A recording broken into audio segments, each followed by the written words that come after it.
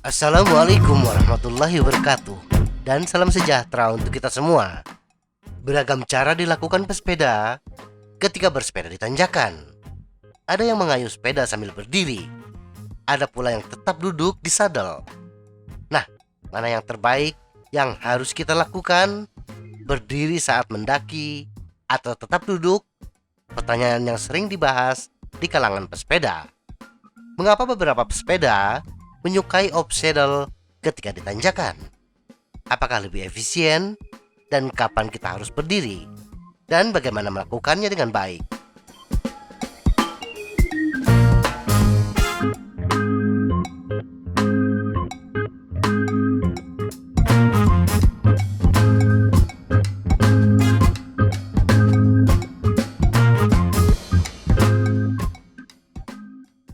Mengapa bersepeda di tanjakan sambil berdiri? Perbedaan utama antara bersepeda duduk dan berdiri adalah intuitif. Bersepeda dengan berdiri akan membawa kita mengayuh pedal lebih lambat, tetapi menghasilkan tenaga yang lebih besar dalam waktu singkat. Hal ini disebabkan sebagian tenaga yang kita kerahkan dibantu oleh berat badan kita atau gaya tarik gravitasi. Walaupun obstacle akan menghasilkan power yang lebih tinggi, tetapi tubuh akan banyak bergerak dari sisi ke sisi yang tentunya akan lebih menguras tenaga kita. Itulah sebabnya obstacle hanya bisa dilakukan dalam durasi yang singkat. Tidak ada alasan yang ilmiah mengapa sebagian pesepeda tidak menyukai obstacle dan sebagian lainnya menyukainya. Semua berdasarkan rasa yang sifatnya subjektif. Untungnya, ada beberapa penelitian yang melihat bagaimana pesepeda mendaki di luar ruangan. Pendakian dalam sudut pandang ilmiah. Pada tahun 2018, sebuah penelitian yang diterbitkan dalam Journal of Sport Science yang membandingkan bersepeda duduk dan berdiri selama uji coba waktu di luar ruangan. Penelitian ini melibatkan 13 pesepeda elit dengan volume oksigen maksimum rata-rata 79,8 ml per kilogram per menit dan daya aerobik maksimal yaitu 6,3 watt per kilogram. Masing-masing diminta untuk melakukan 3 self-paced time trial pada pendakian sepanjang 3 km dengan rata-rata gradien 7% dan waktu pemulihan antar sesi adalah 30 menit. Pesepeda bebas untuk melakukan bersepeda dengan cara duduk atau berdiri selama pendakian sesuai keinginan mereka. Masing-masing dilengkapi dengan pengukuran daya dan penganalisis portable untuk mengumpulkan variabel metabolik dan fisiologis lainnya seperti penyerapan oksigen atau detak jantung.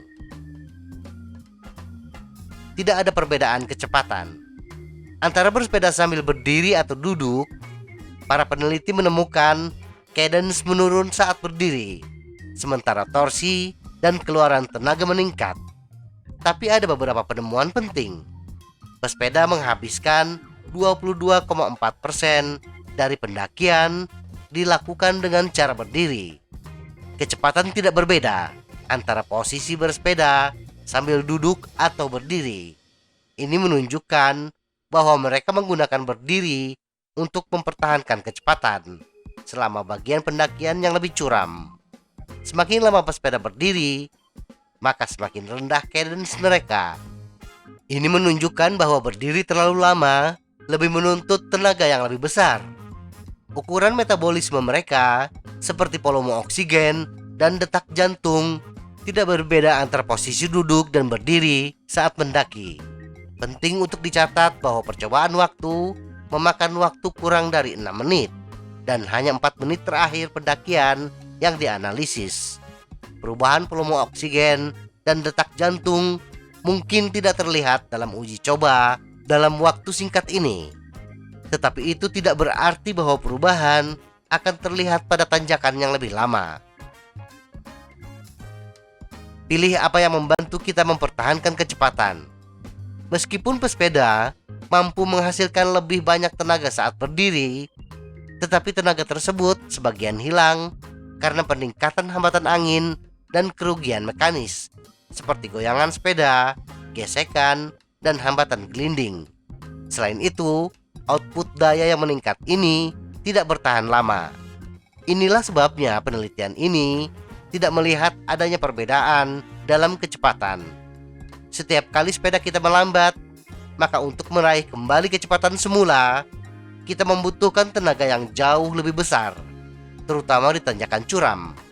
Oleh karena itu, penting bagi pesepeda untuk bersepeda dengan kecepatan yang konstan.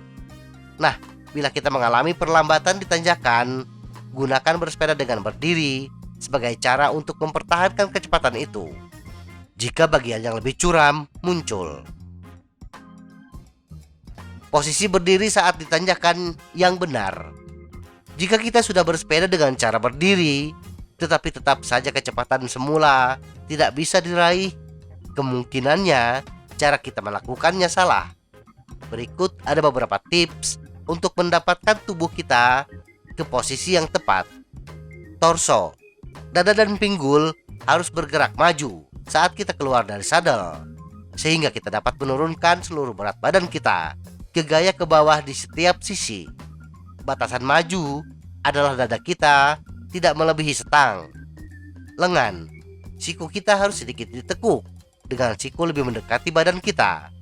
Kaki, posisikan telapak kaki dengan tumit lebih tinggi dibandingkan jari-jari kaki kita, seperti jinjit di pedal sepeda, tetapi tidak terlalu lurus.